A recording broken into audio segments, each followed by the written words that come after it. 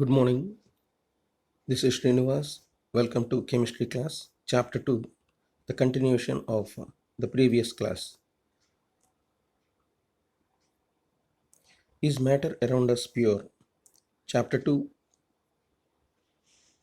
and you have what you have learned in your part 1. Have a look at the matter on the screen. I have given you introduction, explained to you what is pure substance, what are the characteristics of pure substances, what are elements, metals, their properties, non-metals and their characteristic properties, their chemical properties, what are metalloids, some examples of metalloids, noble metals, compounds, impure substances, mixtures, what are the characteristics of mixtures, what are the types of mixtures, what is a solution, what is a solute, what is solvent, and what is a solution, characteristics of solutions, types of solutions, miscible liquids and immiscible liquids, aqueous and non-aqueous solution, saturated and unsaturated and also supersaturated solutions. What is solubility?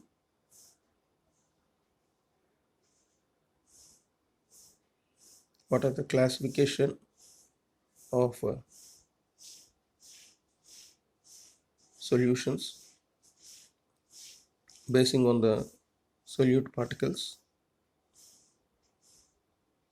That is the end of part 1 of my previous video. Now let us come into the second part of this chapter, is matter around us pure, part 2, chapter 2. Let us continue with a small recapitulation of the previous chapter. What is true solution? What is a colloidal solution? What is suspension? A true solution is a homogeneous mixture, while colloidal solution and suspension are heterogeneous mixtures of two or more substances. Another difference between these three types of solution is that the true solution is a transparent, while the colloidal solution is a translucent and suspension is opaque. What is the Brownian motion? It is the haphazard movements or motion of the particles in the solution which is due to their collision. On the other hand, the Tyndall effect is the effect of a beam of light passed through the liquid. The particles present in it, they give different results. Just how small is nano? In the International System of Units, the prefix nano means 1 billionth or 10 power minus 9. Therefore, 1 nanometer is 1 by 10 power 9 or 10 power 9 meter.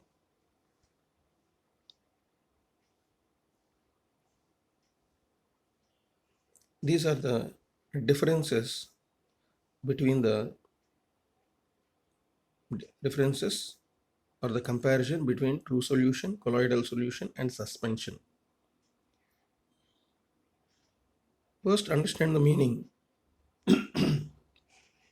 True solution are the type of mixtures where the solute and solvents are properly mixed in the liquid phase.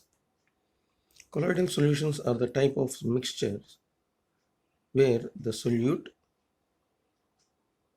is uniformly distributed in the solvent, that is liquid phase.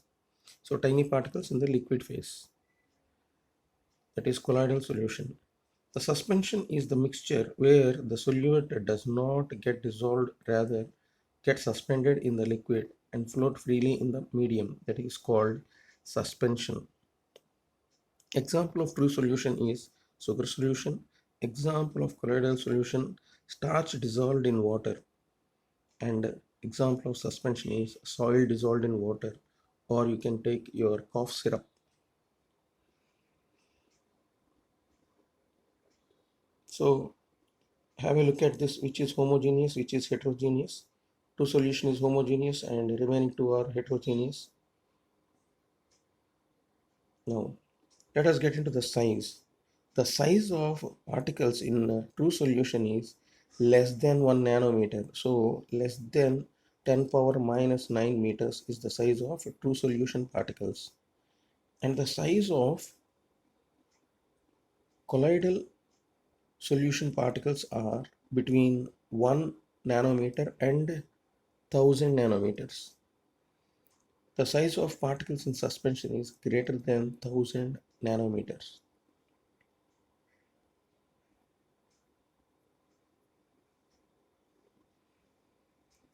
Let us come to the important part of this chapter, separation of mixtures. To obtain colored component, dye from ink, how do we separate dye from ink? Materials required: watch glass, ink, beaker, stand, and burner. Take a beaker and fill it with half with water. Take few ml of ink in the watch glass and place it on the mouth of the beaker. Start heating the beaker and observe.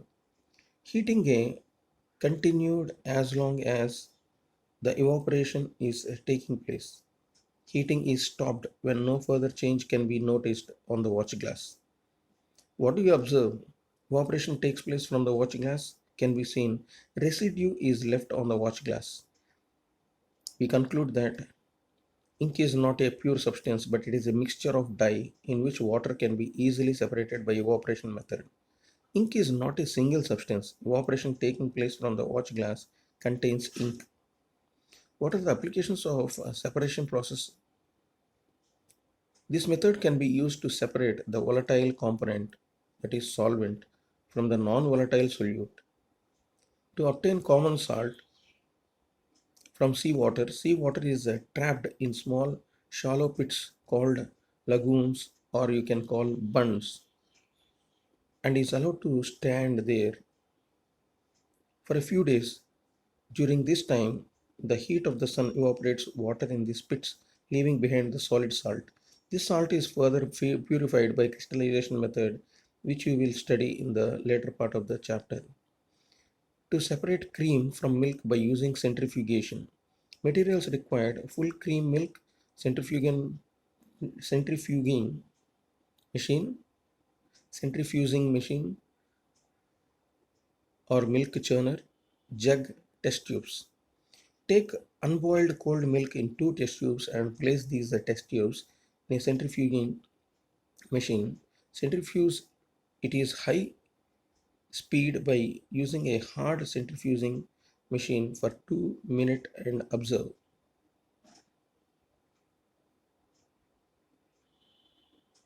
Here are the machines.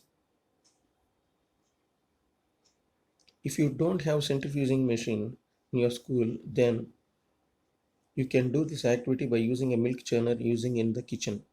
Cream, you can observe cream floating on the milk.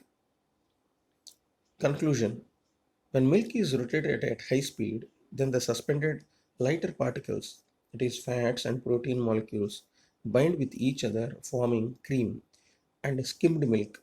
The cream, being lighter, floats on milk over the skimmed milk, which can be removed easily. Application of centrifugation method are as follows. This technique is used in washing machines in squeezing of water from the wet clothes and make them dry. This technique is also used in diagnostic laboratories for testing cholesterol lipids in blood, ESR, erythrocyte sedimentation rate, and various other types of tests. It is used in dairies for separating cream from milk and butter from curd. Another method to is another physical method in separating kerosene oil from water by using separating funnel. Here you can see separating funnels. When liquids are poured into that, high density liquids settle down and low density liquid settles on the top of high density liquid. Materials used: separating funnel, iron stand, kerosene oil, beaker, water. What is the procedure? A mixture of kerosene oil and water is taken in a separating funnel. The separating funnel is clamped on an iron stand. The mixture is allowed to stand so that it forms two distinct layers. A clean beaker is placed below and stopcock is opened slowly so that water falls slowly into the beaker. Close the stopcock of the separating funnel as oil reaches the stopcock. Observation: kerosene oil being lighter from the upper layer. Conclusion drawn.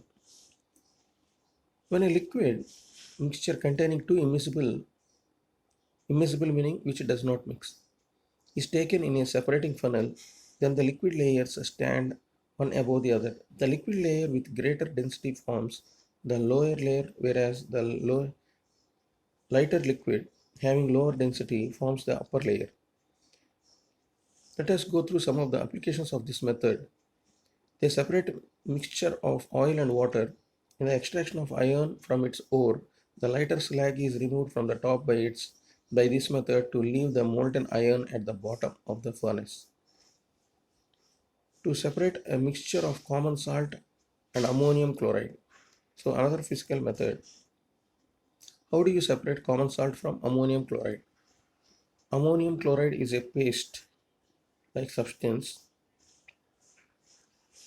What are the materials required? China dish, tripod stand, mixture of common salt and ammonium chloride, glass funnel, cotton burner.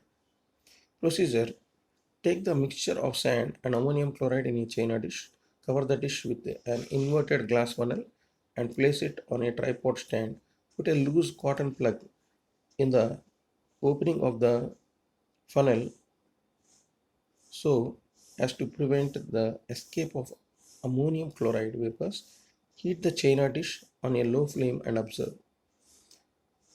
In our observation, we observe white fumes of ammonium chloride can be seen coming out of the mixture. These white fumes start depositing as white solid on coming in contact with the cold inner walls of the funnel. Sand salt is left behind in the china dish. In this way, we can separate ammonium chloride from sand and salt. Conclusion: ammonium chloride, being a volatile substance, changes into white vapors easily, which deposit on the cold inner wall of the funnel. This ammonium chloride obtained and is called as sublimate. Some other examples of solid with a sublime are iodine, camphor, naphthalene, and anthracene. Another physical method of separating the dyes present in black ink. This is a laboratory technique called chromatography.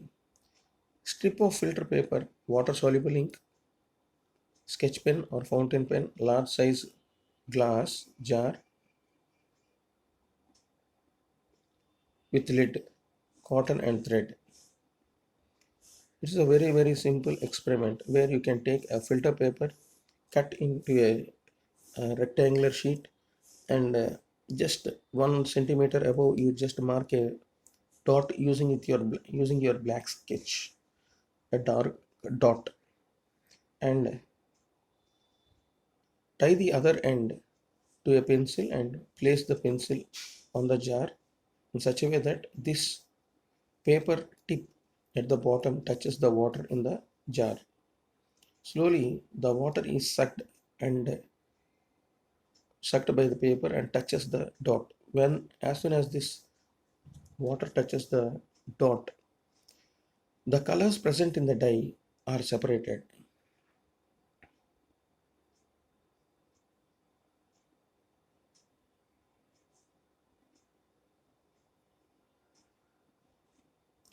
So, with our observation, three colored spots can be seen on the filter paper. More colors actually.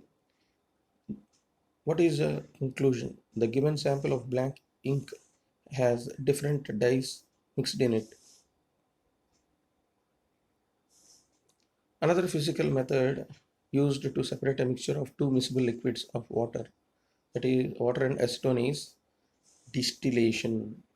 Materials for distillation is flask, thermometer, condenser, beaker, iron stand, mixture of acetone and water. The top one is the distillation. Look at the difference between the two diagrams. Both are similar. Only difference is the bottom one contains fractional column, the top one doesn't contain fractional column. So the top one is used to separate miscible liquids having difference of temperatures greater than 25 degrees centigrade. So we separate the liquids of temperatures difference of more than 25 degrees centigrade by the top activity called distillation. The bottom one here, this is used to separate two miscible liquids having difference of boiling points less than 25 degrees centigrade. What is the procedure? Take the mixture in a distillation flask, fit the flask with a thermometer, arrange the apparatus as shown in the figure.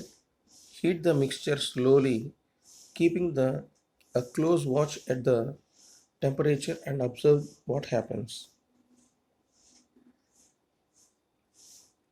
Here, this is the fractional distillation of petroleum. At different temperatures, different substances are evaporated. So their boiling points are different. So they become vapor at different temperatures, and different uh, products are obtained. By condensation, they just get back the products.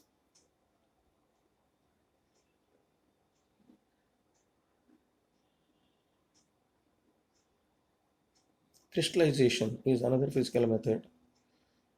As we have gone through in the first activity, here crystallization is the process of taking out the crystals from the solution or the mixture.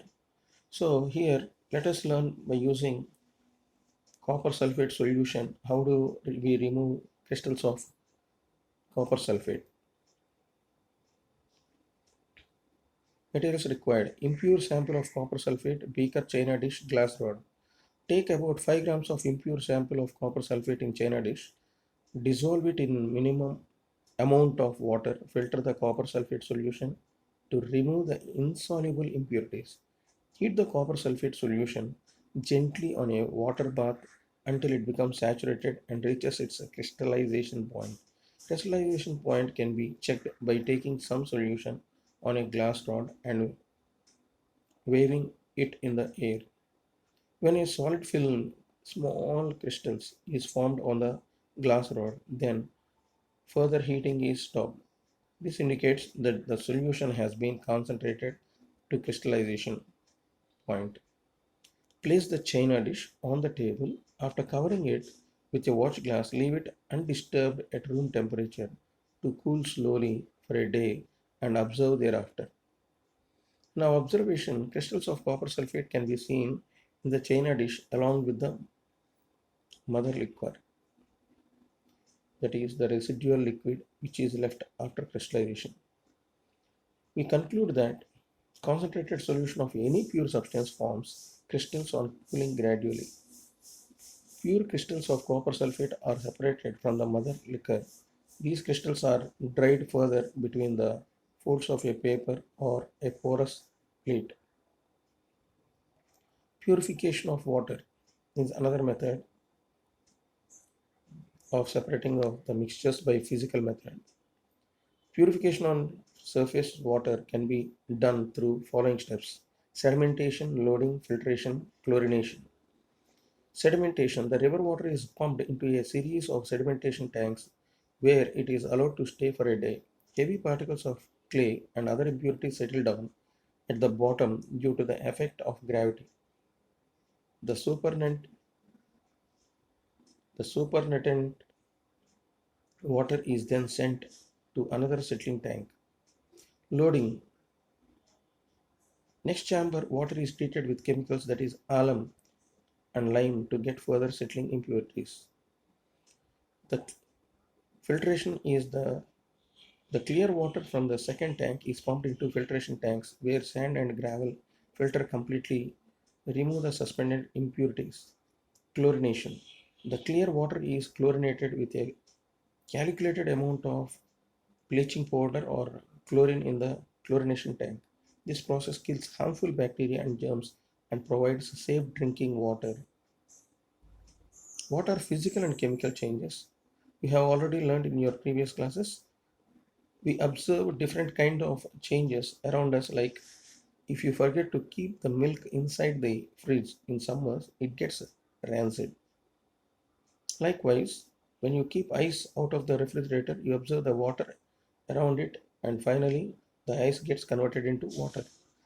These are all the changes that are taking place around us, but some changes can be reversed, like water can be converted back into ice, but rancid food item cannot be made fresh again.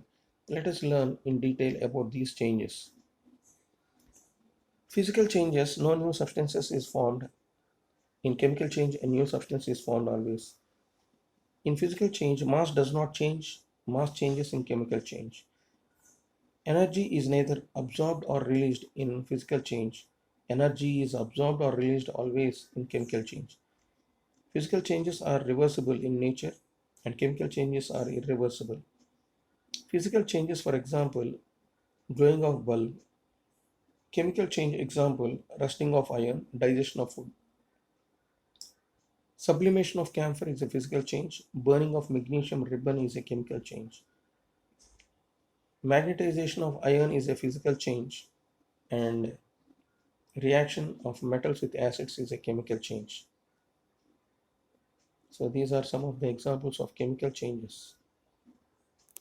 So with this, we conclude this chapter. Thank you.